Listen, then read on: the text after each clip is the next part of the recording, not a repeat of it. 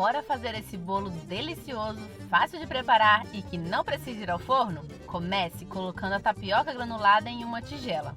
Em seguida, despeje o leite quente por cima. Vá mexendo de vez em quando até que a tapioca hidrate completamente. Ele vai ficar nessa textura bem macia. Agora adicione o leite de coco, o leite condensado, o leite em pó e o coco ralado. Misture tudo muito bem até incorporar completamente. Unte as formas multiuso margarida da Blue Star com óleo ou desmoldante no fundo e nas laterais. Depois, despeje o creme de tapioca nas forminhas.